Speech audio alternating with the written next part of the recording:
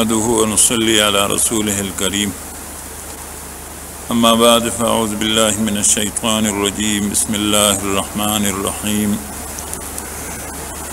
قل أعوذ برب الفلق من شر ما خلق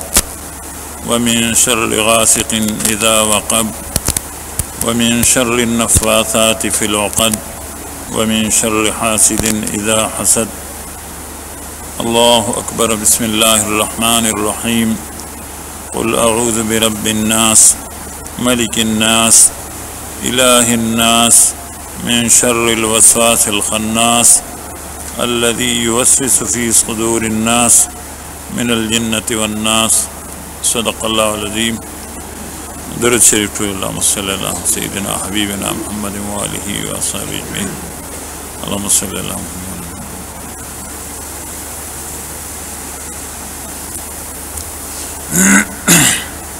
قابل قدر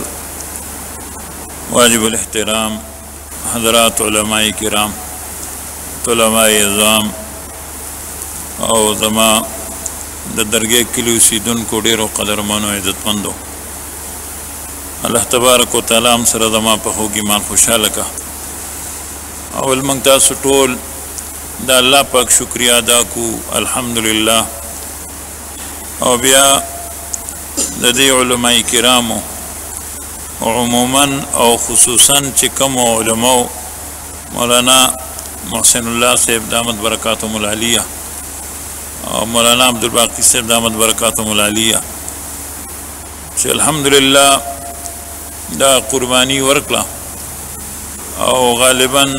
پړومبي ځل په دې علاقه کې د دوره تفسیر القرآن الکریم په شکل باندې د دې کلی خدمت وشو. وړاندې ورځو کې مردان کې یو ځای کې د سربندي وه، د په دې لار تېرېدم، دلته مې دا بینر ولید، ډېر زیات مې دا خوشحاله شو. الله یې دا سلسله همیشه دپاره جاري او ساري وساتي. د دوی د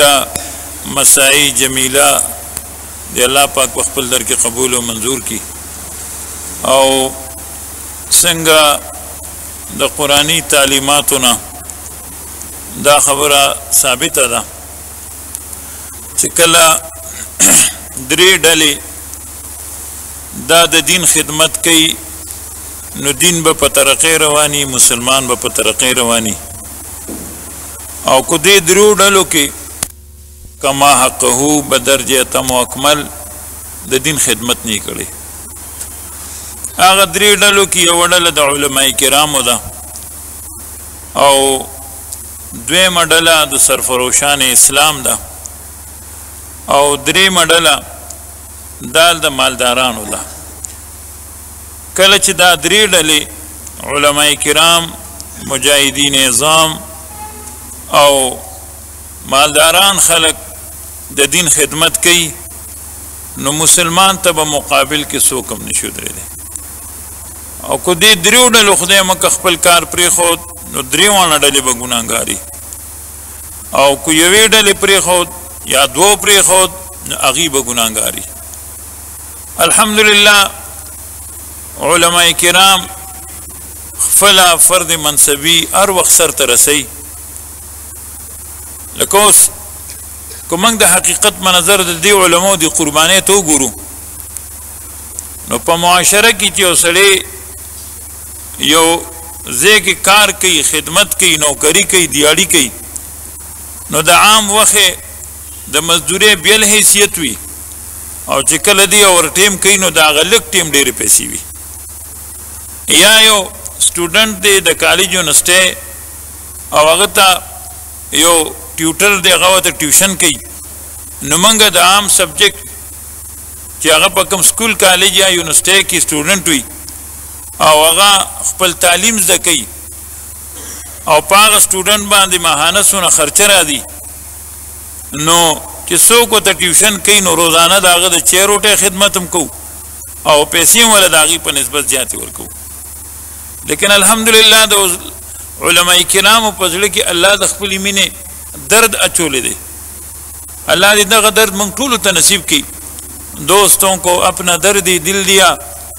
دشمنوں کو عیش آب و گل دیا، उनको तो साहिल में तुग़यानी मिली, हमको तुग़यानी में भी साहिल मिला। द चा ज़्ल दर्द कई प प्याले प्रच माते दो,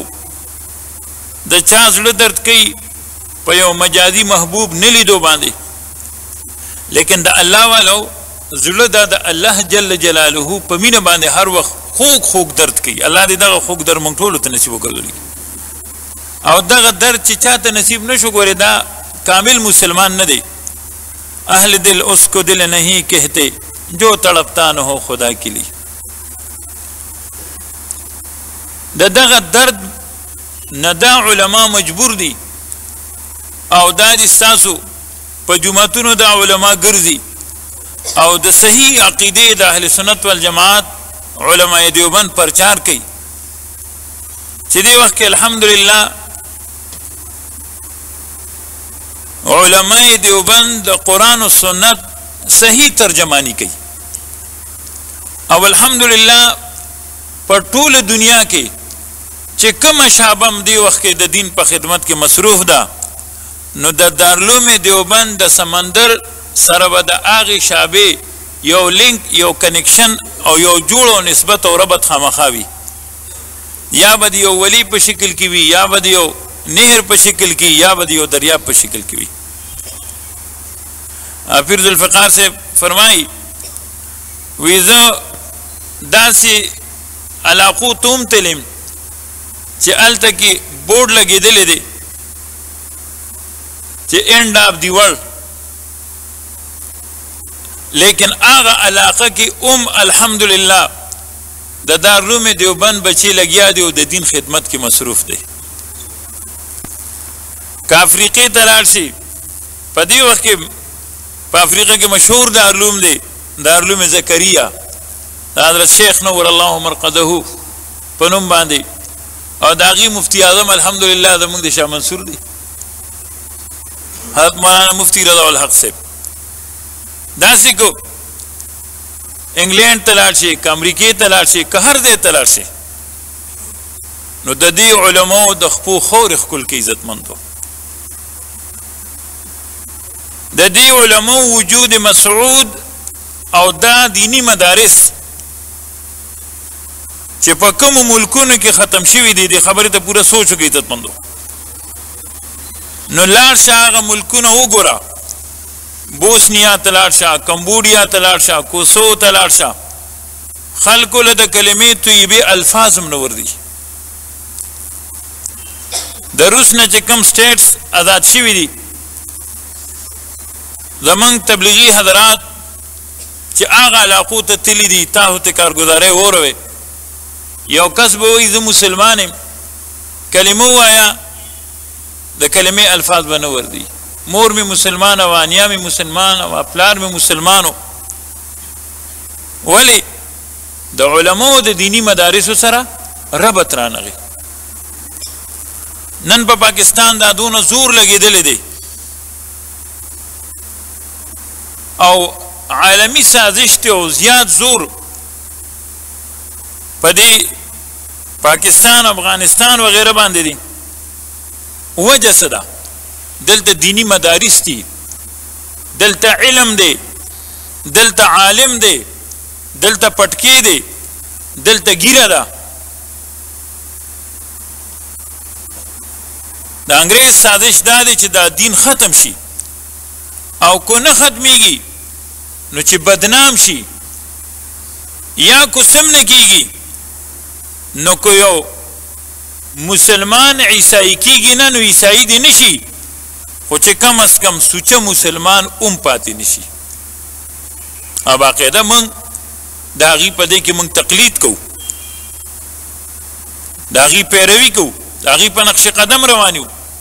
यम मुसलमान वज़ा क़तम आगदा वज़ा में तुम तो नसारा हो तमद्दुन में यहूद ये मुसलमान जिन्हें देख की शर्माई हो नंदमा नौजवान रोर अद यूरोप और द अमरीकी तक तो खुशहाली की लेकिन दी तनुगुरी चे समाज खपल दिन अलत बरकरार सातिल शमो को नशम साथ नंसार यो टेलीफोन शो यो अलग फलफैन के वफात शो अवल तो टोल ईसायानु او اوسه پورې په هغه باندې د جنازې نوبت نو راغلی خدای خبر چې څو ورځې شو چې وفات شو د دې وجې نه عزتمندو موږ د دې علماو قدر وکړو د دې دیني مدارسو ذمہواري په خپل سر باندې عزتمندو واچو اوس یو عالم ته موږ وګورو موږ تاسو عام رونه چې کوم ضروریات لرو هغه ضروریات خو یو عالم هم لري او بیا د عالم آمدن سي او بیا هم هغه عالم د دې هر څه باوجود خپل کارونه رستو کی او ستا د عقیدې د تحفظ دپاره لکه څنګه مولوي صاحب تفصیلي خشته بیان او فرمایي الله دې موږ ټول له عمل کولو توفیق نصیب کړي لهذا دین ته رانږدې شو علماو ته رانږدې شو عزتمندو دیندارو خلکو ته رانږدې شو الحمدلله دلته قرآن عظیم الشان په ترجمه باندې ختم شو قرآن کریم کلام الهی دی کتاب هدایت دی او د نبی علیہ الصلوۃ والسلام دائمی معجزه ده قرآن کریم کلام الهی دی ولی دا نور کتابونه دا الله کلام نه دی نه دا نور کتابونه تورات زبور انجیل وغیرہ که تورات شریف دی دا الله کتاب دی دا الله کلام نه دی دا الله دا کلام ترجمه ده ترانسلیشن دی او د موسی علیہ السلام معجزه نه ده کو زبور شریف دی دا الله کتاب دی دا الله کلام نه دی د داود علیہ السلام معجزه نه ده که انجیل شریف دی دا الله کتاب دی دا الله کلام نه دی دا عیسی علیہ السلام معجزه نه ده او قرآن کریم د الله کتاب دی د الله کلام دی د نبی علیہ السلام دائمی معجزه ده او نه دغه کتابونو کې یو کتاب دی وخت کې صحیح پاتې دی په دې وخت کې په دنیا کې 4 انجیلونه چلیږي او چې فرانس کې کم ایډیشن هغه چاپ شي نو په لندن کې چې کم چاپ روزي ابد هغه مخالف وي په لندن کې چې کم چاپ شي امریکا کې چې کم چاپ شي ابد هغه مخالف وي بلکې بعض وخت د یوې ادارې نه مختلف ایډیشنز هغه وزي او د هغه یوې ادارې په مختلفو ایډیشنو کې هغه فرق وي ولی الله پاک داغه د حفاظت ذمہواری نه داغشتي او نه په ټوله دنیا کې د تورات زبور انجیل یا د بل یو صحیفه حافظ تا الحمدلله کروڑو تعداد کې په دې وخت کې په دنیا کې د قران کریم حافظان او حافظات هغه موجود دي نه هغه کتابونه صحیح پاتې دي نه حافظان شته او قران کریم اوماغه سي صحیح پاتې دي ولې د حفاظت ذمہواری الله غشته ده په دې وخت کې د 158 ملکونو د ټولي دنیا 158 کم از کم حافظان را جمع کا او یو قطار کې ټولو دروا او یو را مخکې کوو دا غنه د قران کریم یو رکوع یو سورت یو سو آیاتونه بیل هغه وروا د دویم نه بیل وروا الحمدلله چړمبني د تسنګ تلاوت کو اخرنه به تو مقص آیاتونه غوي الله دې عظیم کتاب سره د موږ او محبت نصیب کړي د آدم علیہ السلام نوالا د عیسی علیہ السلام پوری سونه پیغمبران چې راغلي دي نو پدې کې په هیڅ یو پیغمبر باندې د 50 کرتو نه زیات د جبرائیل علیہ السلام نزول نه دي شوی لکه آدم علیہ السلام ته جبرائیل علیہ السلام لس کرت راغلي دي نوح علیہ السلام ته 50 کرت راغلي دي ابراهیم علیہ السلام ته 48 کرت راغلي دي او عیسی علیہ السلام ته لس کرت راغلي دي او جناب سیدنا محمد رسول الله صلی الله علیه وسلم ته جبرائیل علیہ السلام سلیری زر کرت راغلي دي حسن یوسف دم عیسی د بیضا داری آنچ خوبا همدارند تو تنها داری بلکې بعد وخت یو مختصری حصے د پر جبرئیل علیہ السلام راغلی دی لکه من الفجر د دینه موږ د قران کریم او د رسول کریم صلی الله علیه وسلم هغه عظمت معلوم کو موږ بس یو زموږ دارونه عزتمندو چې موږ د قران کریم تفسیر کو یا ترجمه کو الحمدلله داسې علما تیر شوي دي یو تفسیر دی تفسیر روح الله الشیخ ابن حبیب الله دا یو مفسر تیر شوی دی هغه په 2000 جلد کې د قران کریم تفسیر لیکل دی یو مفسر تیر شوی دی تفسیر روح الامین دا مفسر نوم دی روح المبین په 3000 جلد کې د قران کریم تفسیر لیکل دی یو تفسیر دی ابن النقیب حنفی 300 جلد کې استغناء علائی په زر جلد کې یو تفسیر دی شیرازی 1,00,000 اشعارو کې لیکل شوی دی یو تفسیر دی جوینی د یو آیت لس قسمه تفسیر کړی دی ته مختصر دی عزتمندو هغه تفسیر کې نشو تلی او قران کریم بعض وخت داومو کی او د مخالف د دلیل پیش کولو نه او په یو مسله د راتلو نه مخکې قران کریم ورته وي ته عاجز ته داسې نشې کولی لکه ګورې د قران کریم 114 سورتونه دي د 114 سورتونو چیلنج الله د قران کریم مخالفینو ته ورکوي قل ان اجتمعت الانس والجن على ان ياتوا بمثل هذا القران لا ياتون بمثله قران وی میدان ته خوشې نشي مقابله کولی ولو كان بعضهم لبعض ظهيرا د 114 سورتونو مقابله نکړي شو بیا له سورته بیا اخره کې یو سورت فاتوا بسوره من مثله سوره بقره مدني سورت ده او فاتوا بسوره مثله سوره یونس مکی سورت ده په مکی سورت کې دی یو آیت چیلنج ورکړي شو په مدني سورت کې دی یو آیت چیلنج ورکړي شو او سلورم چیلنج قران کریم ورکی فلیاتوا بحدیث مثله ان كانوا صادقین قران کریم کی 84,000 کلمات تھی نو اللہ پاک یو قسمو فرمائل کہ 83,999 کلمات د تمواف خدایوی خبری د قران کریم مقابلو کې لیکن الحمدللہ یو کلمه چې د یو حرف مقابله څوک نشي کولی قرآن کریم هغه عظیم کتاب دی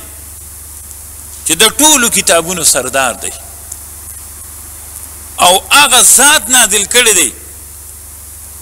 چې دا هغه ذات نه لوی ذات شته نه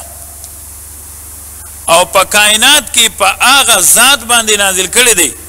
چې په ټول کائنات کې داغه نه اوچت ذات نشته او بیا د هغه فرشتي په واسطه نازل کړی دی چې په ټولو فرشتو کې داغه نه اوچته فرشته نشته او بیا په هغه خار کې نازل کړی دی چې د هغه خار نه اوچت خار نشته او بیا په هغه مبارکه میاش کې نازل کړی دی چې د هغې نه مبارکه میاش نشته دی او بیا د هغه مبارکه میاش دی په هغه مبارکه شپه کې نازل کړی دی چې د هغې فضایل الحمدلله تاسو ټولو ته معلوم دی انا انزلناه فی لیلة القدر د دې وجه نه علامه ابن کثیر رحمه الله تفسیر ابن کثیر کې لیکي فکمل من کل الوجوه قرآن کریم من کل الوجوه کامل کړی شو او کو جبې ته وګورو نو په دې وخت کې په دنیا کې 3,600 او تقریبا 10 جبې هغه چلیږي او د ټولو جبونو اوچته جبه هغه عربي ده احب العرب للثلاث فإني عربي والقرآن عربي ولسان أهل الجنة في الجنة عربي باغ مبارك جبه باندې الله جل مجده قرآن کریم هغه نازل کا او د عربي دا د لوح محفوظ جبه ده کېدل زموږ یو عالم په امریکا کې یو محفل ته ورغی او دا هغه محفل ایجنډه دا وه چې هر کس په دې محفل کې که مسلمان دی که عیسائی دی که یهودي دی که هندو دی اب د خپل مذهبي کتاب تلاوت کوي د هغې ترجمه وکوي د هغې تشریح وکوي. هغه عالم فرمایي وي یو د یهودو عالم و ربعي، یو د عیسایانو عالم و پادري، یو د هندوانو مذهبي مشر و پنډت. وی شروع یې ما نه وکړه، وی ما سوره فاتحه ووایي د هغې مې ترجمه وکړه، د هغې مې تفسیر تشریح بیان کو. وی ما پسې د یهودي نمبر وی هغه په انګلیش کې د تورات شریف ټرانسلیشن شروع کو. وی ما ورته چې صبر وکړه، په انګلیش کې الله پاک کتاب نه دی نازل کړی، په هغه اصلي ژبه کې چې الله پاک په موسی علیه السلام باندې تورات شریف نازل کړی دی، په هغه اصلي ژبه کې به د دې تلاوت کوي. وی هغه وی چې ما ته خو هغه ژبه د سره معلومه نه ده چې هغه کومه ژبه وه. وی عیسائی هلته چغې جوړې کړي، هندو هلته چغې جوړې کړي، الحمدلله الله پاک ما ته فتح نصیب کړه. دا د دې قرآن اعجاز دی عزتمندو. څوک ورسره یارانه کوي، قرآن هغه بنده سره یارانه کوي. لکه دې وخت کې موږ وګورو مولانا مسعود اظهر صاحب په یو میاشت کې قرآن کریم حفظ کړی دی، او مولانا سلیم الله خان صاحب زموږ د وفاق صدر په 20 ورځې کې قرآن کریم هغه حفظ کړی دی. زه یو پیج یو صفحه د یو اخبار د یو اردو د یو رسالې دا خو د مکمل څوک یاد کړي. امام محمد رحمت الله علیه په 9 ورځې کې مکمل قرآن کریم حفظ کړی دی. علامه ابن الکلبی رحمت الله علیه په 3 ورځې کې مکمل قرآن کریم حفظ کړی دی. په میاشت کې او په 6 کاله 7 کاله عمر کې خو ډېرو خلکو قرآن کریم هغه حفظ کړی دی. بهرحال قرآن کریم تر قیامته پورې د ټولو چیلنجونو مقابلې ته تیار دی. ولتعلمن نبأه بعد حین د سورې صاد اخري آیات دی چې څونه وخت تېرېږي قرآن کریم به د نوې نوې علومو او د حکمو چینې دریابونه او سمندرونه کولاوي. لکه ګورئ بعضې ریسرچز داسې دي او تحقیقات چې مخکې د هغې ضرورت نو. اوس لکه باټني والا دا معلومه کړه چې په دې بوټو کې میل فیمیل مذکر مؤنث شته. اوس موږ خو چې قرآن د هرې مسلې حل دی. موږ د قرآن نه تپوس وکړو ومن کل شیء خلقنا زوجین اثنین. الله وګورئ موږ هر یو شی جوړه پیدا کړی دی. بهرحال دغه تفصیلي خبرې دي، هغه طرف ته نوځو علما ناست دي، موږ به ادبي هم ګڼو د دې مشرانو مخکې چې موږ څه ویو. خو قرآن کریم د الله جل جلاله هغه عظیم کتاب دی چې نازل کړی دی په محاوره د عربو باندې. سوره فاتحه دیباچه ده، سریزه ده، مقدمه ده، یو پریپیس دی، او بیا د دې نه بعد د سوره لهب پورې مطالب دي، مضامین دي، او بیا په سوره اخلاص کې د قرآنی تعلیماتو بنیادی تعلیم چې قرآنی تعلیمات په توحید، په رسالت او په معاد باندې مشتمل دي. بیا په سوره اخلاص کې هغه بنیادی تعلیم د توحید ذکر دی. د توحید نه لوی دولت نشته دی. الحمدلله موږ ټول موحدین یو، او الحمدلله د توحید و سنت او د عشق رسول کما حقه برخه الحمدلله الله علماء دیوبند ته نصیب کړی ده. کو مسله د توحید ده نو لاړ شه اوس هم وګوره چې کوم ځای کې که د دین دپاره سر ورکوي، که عالم دی، که مجاهد دی، که تبلیغی حضرات دي، د ټولو تعلق الحمدلله د علماء دیوبند سره دی.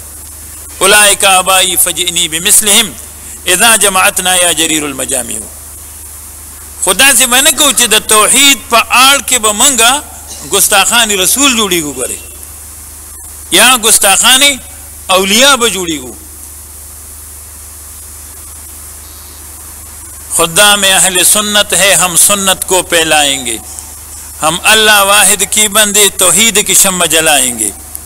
वो साकी कौसर शाफे महशर जान जहां महबूब खुदा, हम ख़त्म नबूवत की खातिर हर बातिल से टकराएंगे।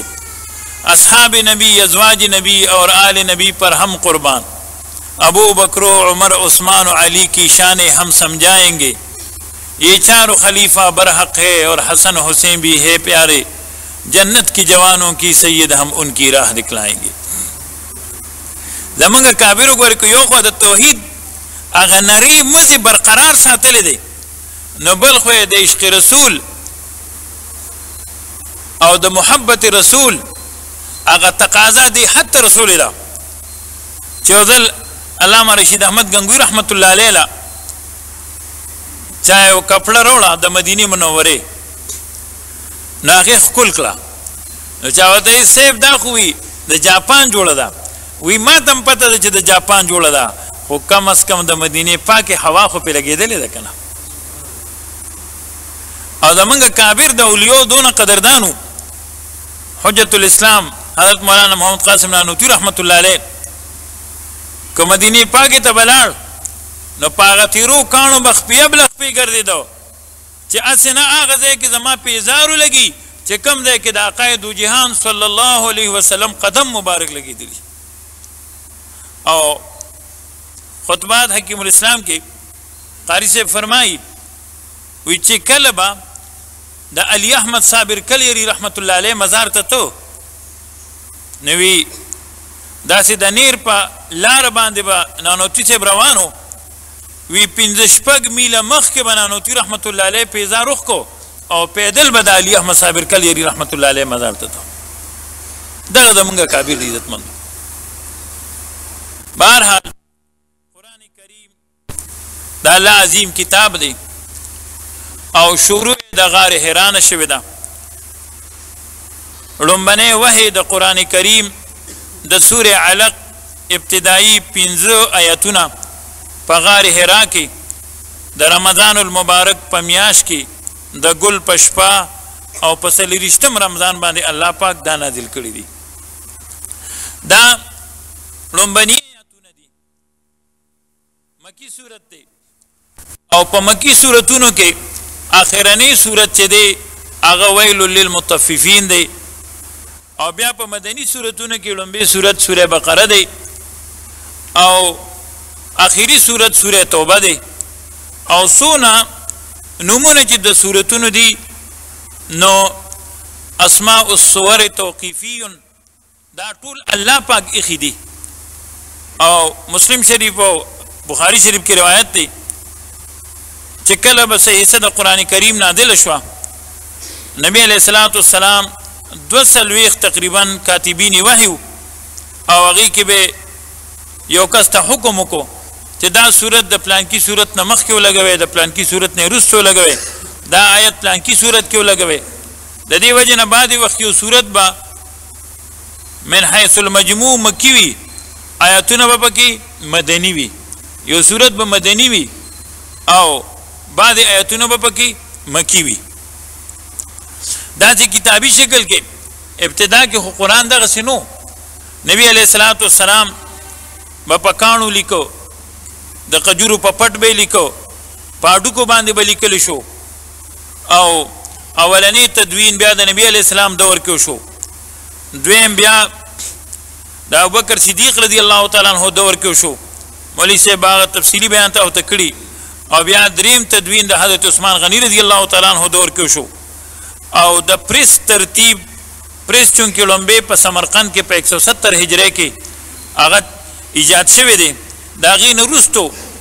पर ईरान की उजल पकानी बांध कुरान करीम अगली के लिशेवो दानंगी मुस्तशरिकीनो कम गैर मुस्लिम चे इस्लामी उलूम हासिल की अगता मुस्तशरिक हुई रखा अंग्रेज़ान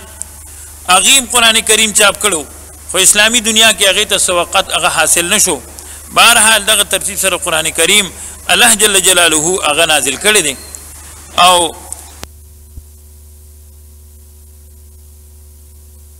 आखिरनी 2 सूरतुना इता मुआविज़तैन हुई बाद उलमाए किराम आगा देता निस्बत द मक्की की बाद उलमाए किराम वता निस्बत द मदनीम की चिकम उलमा د مکی نسبت کوي هغه لوی خلک دي او چې کوم د مدینی نسبت کوي هغه لوی خلک دي چې څوک وته د مکی نسبت کوي نو هغه په دې جهت باندې کوي چې نبی علیہ الصلوۃ والسلام یو ځل جبرئیل علیہ الصلوۃ والسلام تو فرمایل چې یو پیری دی او هغه ماته تشویشات اچي نو الله جل جلاله دا دو سورتونه نازل کړل او بیا مدینه منوره کې په نبی علیہ الصلوۃ والسلام چې کله سحر شوی دی نو بطور علاج بیا الله جل جلاله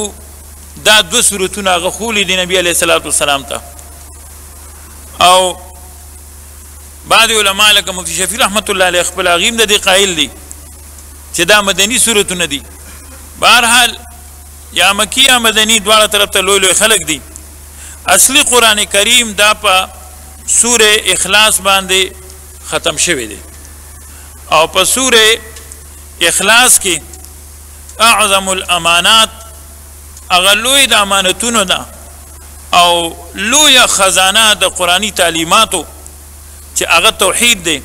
هغه ذکر شوی دی چې یو شی څونه قیمتي وي نو د هغې حفاظت ضروري وي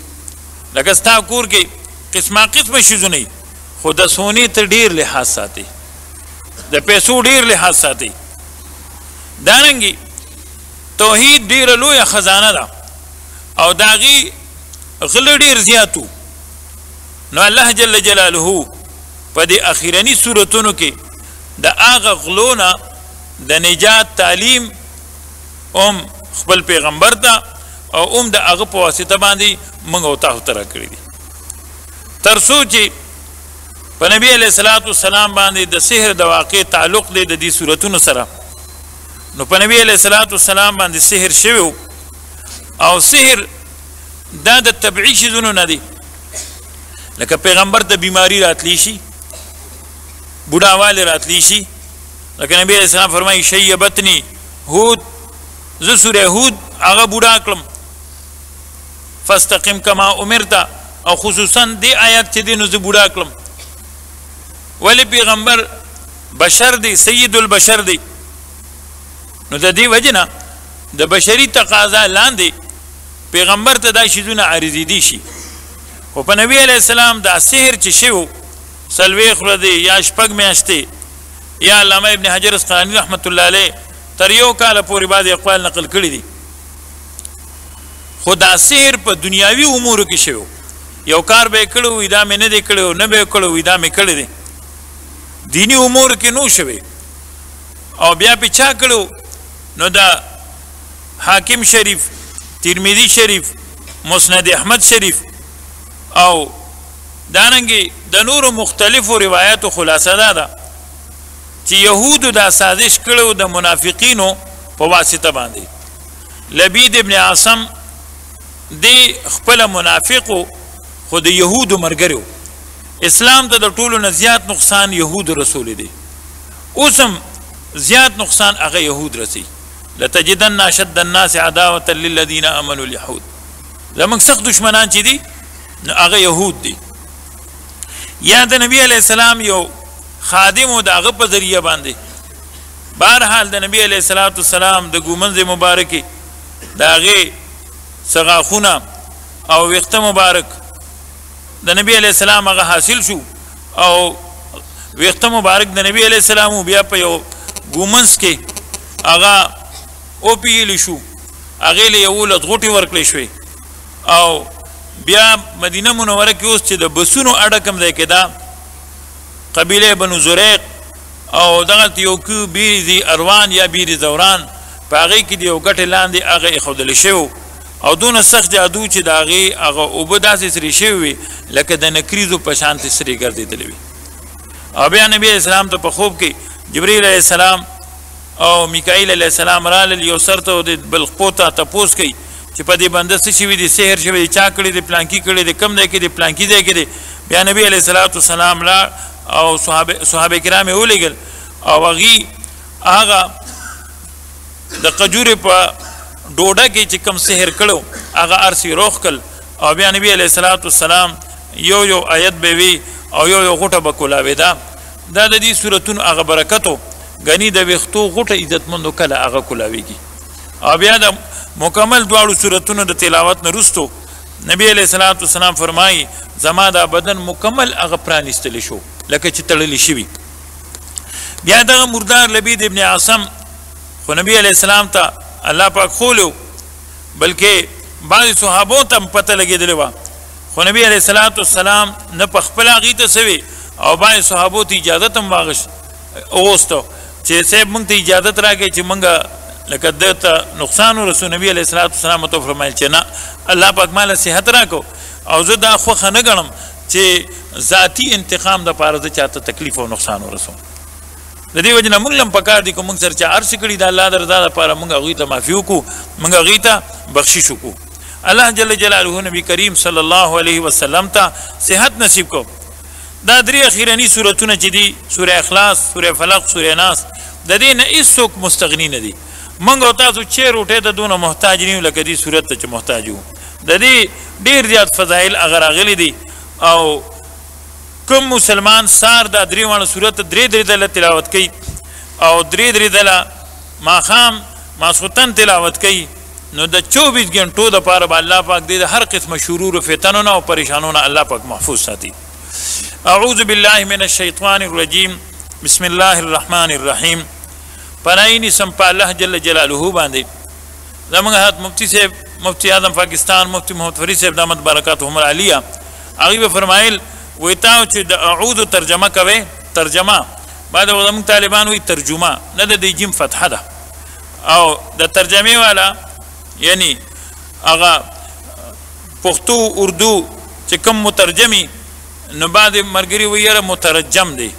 نه دا په کاڼو نه دي ایستلی شوي مترجم دی ترجمه کړی شوي. بعضې الفاظ موږ صحیح نه استعمالو.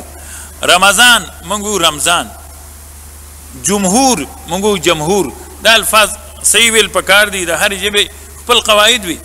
که د انګریزۍ یو لفظ غلط وی نو خلک د پورې خان دي. که د فام په دی د فاروم وي نو خلک د پورې خان دي او که د الحمد په دی الحمد وي نو خیر دی الحمد وي نو خیر دی. افسوس ست افسوس عزتمند. اعوذ نو مفتی صاحب فرمایي چې تاسو وایئ چې زه پناهي نیسم بالله په الله جل جلاله باندې من الشیطان الرجیم د شیطان رټلی شوي نه. اعوذ دې کې استعاذه ده. علماء کرام ناست دي عموما په استعاذه کې څلور شیزونه ذکر کیږي. یو مستعیذ وي یو مستعاذ منه وي یو مستعاذ به وي یو مستعاذ له وي. دلته موږ او تاسو مستعیذین یو پناه نیونکي یو او مستعاذ به چې په چا باندې پناه نیسو هغه ذات د باری تعالی جل وعلا شانه دی او پناهي د چا نه نیسو د شیطان نه. دا ډېر مردار دی او زمونږ ستاسو په دې بدن کې داسې ګرځي ان الشیطان یجري من الانسان کمجرى الدم. څنګه چې وینه حرکت کوي نو غالبا 75 میل فی گھنٹه کی رفتار سے زمونږ ستاسو په دې بدن کې وینه ګرځي نو څنګه چې زمونږ د بلډ سرکولیشن دی نو دغه رنګې دا شیطان سرکولیشن هم دی. او حدیث شریف کې راځي یبیتو علی خیشومه د شپې زمونږ د سپیمو دا خشته ډوډۍ یې ځان لسی کړې ده او په دې کې پروتي نو نبی علیه السلام فرمایي تاسو سار د سپیمو کې اوبه ډېرې واچوئ. نو موږ پناهي په الله نیسو د شیطان نه هغه مستعاذ منه شو او د شیطان د کم شر نه نیسو نو مستعاذ له دلته ذکر نه دی. علامه افغاني صاحب فرمایي و یو په استعاذه کې صيغه د مفرد ذکر شو. قل اعوذ برب الفلق قل اعوذ برب الناس فاستعذ بالله من الشيطان الرجيم رب اعوذ بك من همذات الشيطان واعوذ بك رب يحضرون رب اعوذ بك من همذات الشياطين واعوذ بك رب يحضرون. نو په استعاذه کې مفرد صيغه راغلې ده. نو علامه سے فرمایي چې ما ډیر تفسیرونه په دیو قتل چې په قران کریم کې دعاګانې په صيغه د جمع سره راغلي دي. لکه وره اياک نعبد و اياک نستعين جمع متکلم صيغه ده ربنا آتنا فی الدنیا ربنا ظلمنا انفسنا ربنا آتنا من لدنک رحمة وهیئ لنا من امرنا رشدا. نو علامه سے فرمائی وی یو په استعاذه کې چې صيغه د مفرد ذکر شوی ده نو د هغې وجه دا ده وی ما خو ډېر تفسیرونه وکتل خو دا نکته مې ونه لیده وی اخر کې مې د الله نه سوال وکړو چې خدایه دا نکته راته حاصله کړي نو وی الله پاک مې ذهن ته دا خبره راوستله چې چونکې شیطان د هر چا ځان له دشمن دی نو هر سړی به د ځان له مستقل په الله پاک باندې پنۍ نیسي نو ځکه صيغه د مفرد راله. او دارنګې دې دی کې مستعاذ له ذکر نشو لکه بعضې وخت یو شي کې شرم وي خو خیر وي لکه اوس مار کې شرم شته خو دوایانو کې م استعمالیږي لړم شرم دی خو دوایانو کې م استعمالیږي لیکن شیطان من کل الوجوه شر دی نو لہذا مستعاذ له ذکر نشو چې د شیطان د دې شر نه پناهي غواړم او خیر دی دا بل کار پکې ښه دی نه په دې کې اړو د خیر پهلو د سره هغه شته دی نه. اعوذ بالله من الشیطان الرجیم. شیطان کو دا نون د نفس کلمې نشي نو شتن بیا په معنا د بعد سره راځي لانه بعید من ملأ الاعلى ومن رحمة الله دا الله د رحمت او ملأ اعلی نه لري دی او که دا نون پکې زاید شي نو شاته یشید خو په معنا د احتراق سره راځي د سوځېدلو سره او لانه يحترق من الانسان غضبا وحسدا انسان سره د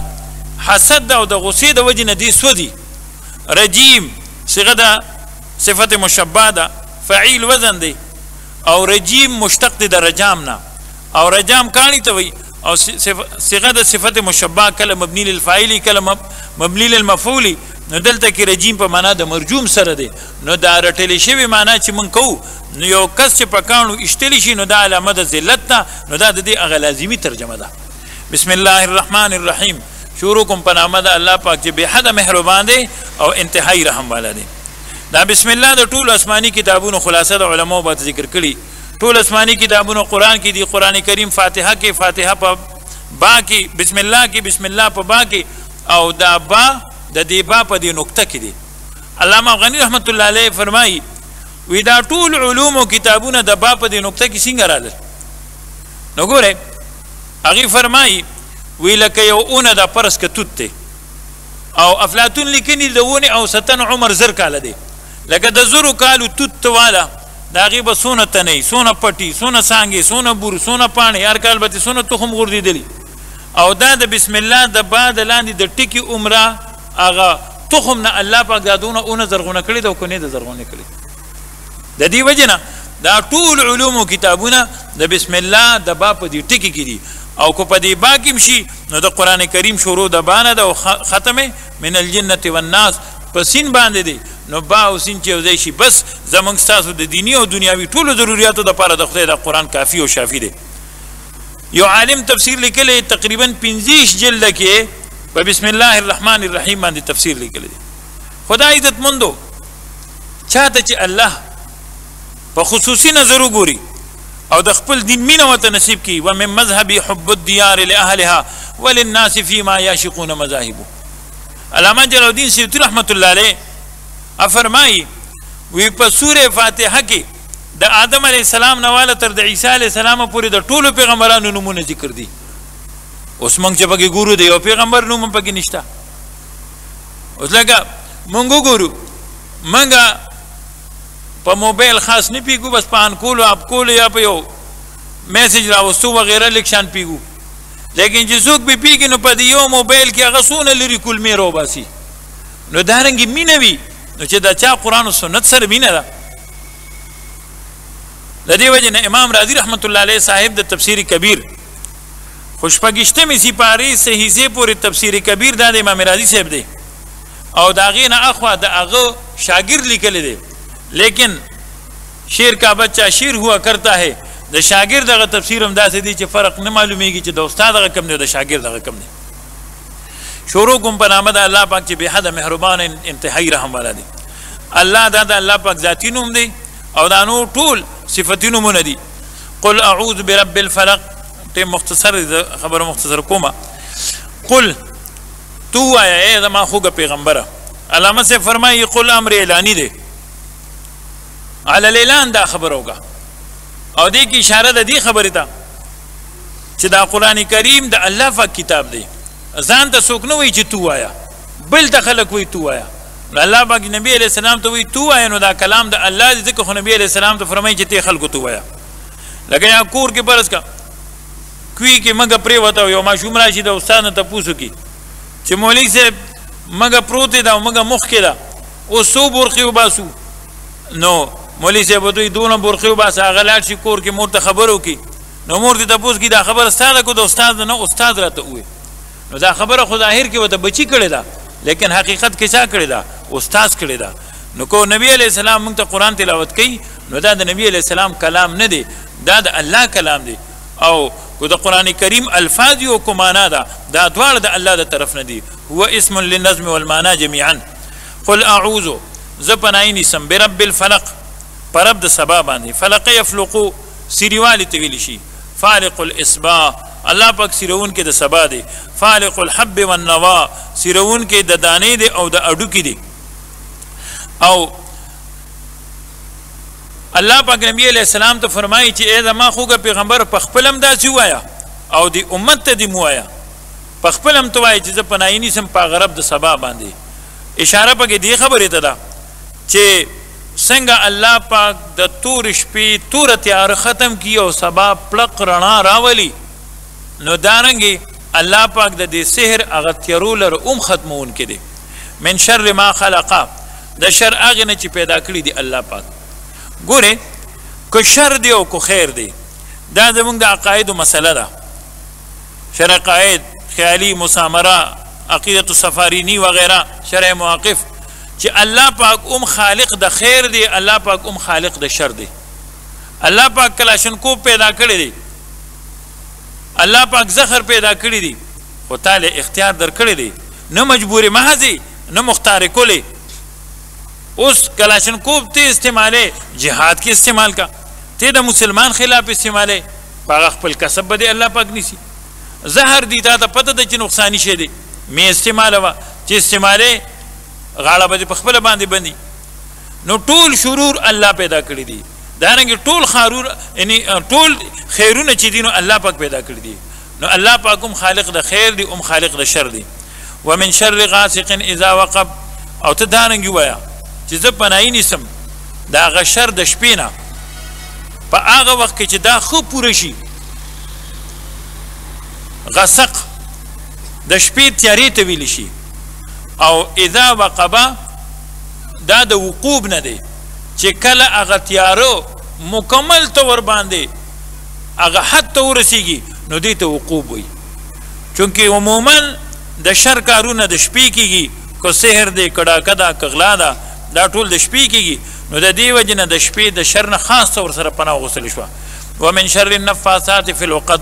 او د شر د هغه نفسونو پوک وخونکو یا د هغه ښځو پوک وخونکو نه لکه لبید ابن عاصم سره په دې کې خپلې لوڼ هم هغه شریکې وي فی العقد په غوټو کې لکه جادوګر چې جادو کوي په غوټو باندې دم اچوي نو هغې له پوکي ورکوي نو د هغه شر د پوک وخونکو ښځو نه زه یا الله په تا باندې پناه نیسم ومن شر حاسد اذا حسد او د شر د حسد کوونکي نه کله چې دی حسد وکړي ګورې من شر ما خلقه کې ټول شرور ذکر شو او بیا غاسقین اذا وقب دا بیل ذکر شو ومن شر النفاثات في العقد بیل ذکر شو ومن شر حاسد اذا حسد بیل ذکر شو د دې شیزونو هغه شر چې دی نو هغه بیا ډیر زیات دی نو د دې وجې نه تخصیصا بیا وروستو الله پاک بیل ذکر کړل بل د شپې شر سره اذا وقبا قید ولګید چې د شپې شر هله زیاتېږي چې کله تیاره ښه زیاته شي او حاسدین سره اذا حسد قید ولګید چې حاسد هله تا ته تکلیف در رسي کله چې دی قصد د حسد وکړي او ومن شر النفاثات سره قید ونه لګید ولی جادو چې دی دا په هر وخت کې مضر دی دا نه چې لکه د شپې تیاره ډېره خوره شوي ني نو هغه وخت کې پکې شر نشته یا لکه حاسد کله حسد تا ته قص کړي ني نو هغه وخت پورې په جادو کې څه شر نشته نه شر پکې هر وخت شته او بیا تفسیر یزیدي کې شاه عبدالعزیز صاحب لیکلی دي چې د جادو د سحر 14 قسمه دي حرام ټول دي او څه پکې هغه شرک دی لیکن حرام ټول دي. حسد او غفتا دا دوه نږدې دي الفاظ دي. په حسد کې حاسد زوال د نعمت غاړي د غیر نه، لکه یو عالم دی ته وایي چې دنه د علم لال شي کوماته ملو شي وکنه، یو مالدار دی دنه د مال لال شي کوماته ملو شي وکنه. او غبطه سیالي خو ګورې موږ پښتانه عموما دا سیالیم په ځای د حسد استعمالو کو داسې سیالي وي چې الله دله د علم ورکړی دی مال هم راکړي دته هم نصیب کې ماته هم نصیب کې دله د مال ورکړی دی ماته هم نصیب کې د حلالو، نو دا سیالي ده دا جایز دی. او حسد هغه ګناه د چسمانونو کې مړومبی شوې ده چې ابلیس لعین د آدم علیه السلام سره کړې ده، او په دنیا کې مړومبی شوې ده چې قابیل د خپل رور حابیل سره حسد کړی دی. بسم الله الرحمن الرحیم قل اعوذ برب الناس، تو وایي چې زه پناهي نیسم په رب د ماشومانو باندې، ملک الناس په هغه بادشاه د ځوانانو باندې،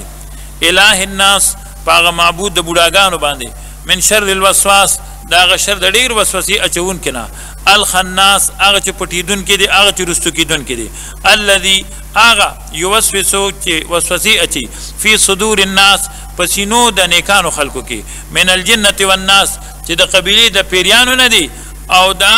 انسی شیطانانو د قبیلې نه دي.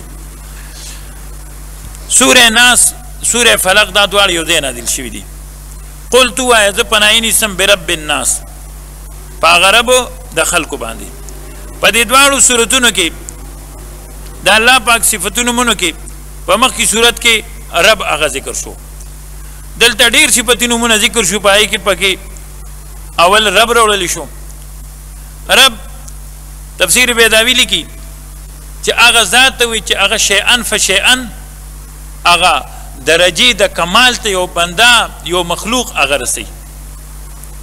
لکه موږ تاسو ګورو یو ماشوم په بچپن کې کم تربیت ته محتاج دی، په ځوانۍ کې کم تربیت ته محتاج دی، په بوډاوالي کې کم تربیت ته محتاج دی. یا لکه یو انسان دنیا ته راځي دی په دو طریقو راځي. یا ایها الناس انا خلقناکم من نفس واحده، ټولو خلکو ما تاسو دی آدم علیه السلام نه پیدا کړي. د آدم علیه السلام نه الله پاک حوا بی پیدا کړه، انها خلقت من ضلع الايسر. یا دویم تفسیر علامه سیوهری سے قصص القرآن کې دا لیکي چې څنګه الله پاک آدم علیه السلام پیدا کړه دارنګې حوا بی پیدا کړه، بیا د دې بچي نوسی کړوسی او دا سلسله شروع ده. نو موږ او تاسو په یو وخت کې د آدم علیه السلام په بدن کې د حوا بی په بدن کې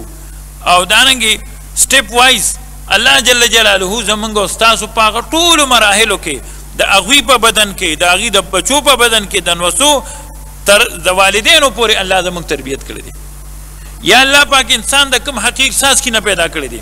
هغې د کمې وینې نه پیدا کړی ده، هغې د کوم خوراک نه پیدا کړی دی، هغه خوراک په کم کم پټي کې الله تیار کړی دی، او بیا غله ده، میوه ده، اوبه دي، د نور شعاګانې دي، او بیا په دې کې اکسیجن، نایټروجن، هایډروجن، فاسفورس وغیره مختلف ګیسونه استعمال شوي دي. دا انسان کله د ډیران شکل کې دی، کله د وینې شکل کې دی، کله د نور د شعاګانو. نو په دې ټولو مراحلو کې دا تربیت چا کړی دی؟ صرف الله جل جلاله. د دې وجې نه الله پاک زموږ نه دا وعده اخیستې ده، الست بربکم، زه ستاسو رب نه یم؟ قالو بلا، موږ ټول وعده کړی دی چې الله ولې نه ته زموږ رب یې. نو په ټولو نومونو کې روز ازل کې الله موږ ته خپل صفتي نومونو کې رب ذکر کړی دی. په دنیا کې هر مونځ هر رکعت کې تعلیم دی چې ګورې رب بنی رہے الحمدلله رب العالمین. او قبر کې مړومبې تپوس د رب دی من ربک، ستا رب څوک دی؟ نو دلته هم د الله پاک په صفتي نومونو کې رب مقدم راوړلی شو. تو وایې چې زه پناهي نیسم په رب د خلکو باندې. اوس دا ناس دلته کې پنځه کرته رالل، او د عربي قواعد د اصول دي چې اسم ظاهر مخکې ذکر شي نو وروسته بیا ارجاع د ضمیر کیږي، لیکن یو خو دلته محل هغه د دعا دی، ځکه ناس بیل بیل ویلی شو، او یا ده چې د هر ناس نه جدا جدا خلق مراد دي او په هغې قرائن موجود دي. زه پناهي نیسم په رب د خلکو باندې. نو د لومبني ناس نه مراد ماشومان دی، قرینه پې رب دی. دا تقاضا د تربیت د انسان هغه په بچپن کې کیږي، او ماشوم د تربیت محتاجي نو د دې وجې نه د لومبني ناس نه مراد ماشومان دي. ملک الناس تو وایې چې زه پناهي نیسم په هغه باچا د خلکو باندې. ګورې دا زموږ د نحوې قاعده ده چې کله د رب اضافت یو مضاف الیه ته وشي نو بیا د دې نه غیر الله مراد اخیستی شي، لکه رب الدار رب البیت. لیکن دلته مخکې رب الناس ذکر شو، لیکن رستو ملک الناس. هر څوک چې تربیت کوي نو ضروري نه ده چې ادې باچا وي، هر څوک باچا کیدی نشي.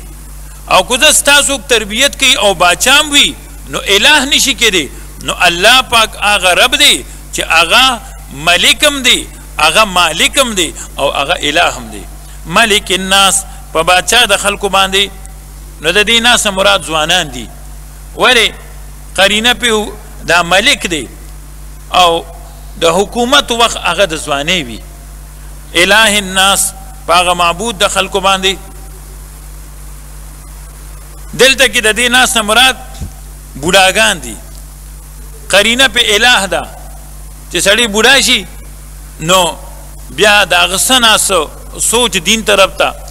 لکه مخکې به دا بوډاګان جومات ته رالل په سترګو به معذور وو، کونټۍ به ورسره وه ټک ټک او کوزې به پرتې وي، کله کله به یې د کوزې نه پکې ټپ وښکو. چا به ورته ځوانۍ کې چېرته تللی وي، ګور دا پیغور به چاته نه ورکوئ. تعلیم الدین کې حتانوي رحمت الله علیه لیکلی دي که یو انسان د یو ګناه نه توبه وکړو تا د هغې پیغور ورته ورکړو د مرګ نه مخکې به خدای پاک تا په هغه ګناه کې مبتلا کوي. من شر الوسواس الخناس، د شر د هغه وسوسې د حمل مبالغتن دی اچونکي نه. الخناس هغه چې رستو کیدونکي دی. انسان چې کله ذکر کوي نو دی رستو شي او دی د انسان په زړه باندې ناسي. جالس علی قلب ابن آدم، او دا سرینج یې د زړه کې ورښکته کړي او دونه تیز دی چې مؤذن وایي الله اکبر الله اکبر نو خدای خبر چې د دې درګې نه کم دی تو تښتي. خو چې دی بیا وایي الله اکبر الله اکبر نو د هغې ویلو نه مخکې بیا د ځان را رسولي. داسې یو شی دی. نو الله دې زمونږ حفاظت وفرمایي، نه په ټوپک کشتي شو، نه په بل څه نه په بل څه. الذي يوسوس، هغه خناس چې وسوسې اچي فی صدور الناس، په سینو د خلکو کې، من الجنة والناس، چې د قبیلې د پیریانو نه دی او د قبیلې د انسانانو نه دی. معلومه دا شو چې شیطانان په دوه قسمه دي. یو هغه دی چې موږ او تاسې نینو، او یو دغه دی چې دا د خیرخواهۍ په شکل باندې موږ او تاسو له راشي په جګړو کې کورونه موږ د خلکو په دې شیزونو باندې عزتمند وګورو. نو بعضې وخت یو سړی چاته څه ویلی نشي، چا سره څه مسله راشي په دی د دې چې دی د هغې جوړه جاړه وکړي نو الټه ورته دونه پریشانۍ جوړه کړي چې لویه دښمني ورته جوړه کړي. دا مختصر الفاظ ما ووی. الله دې په موږ ټولو ته د عمل کولو توفیق نصیب کړي. دا مشران زموږ ناست دوی نه معافي غواړو. تفصیلي بیان دعا وغیره هر څه به مولانا سیف الله صاحب کوي. هذا واخر دعوانا الحمد لله رب العالمین.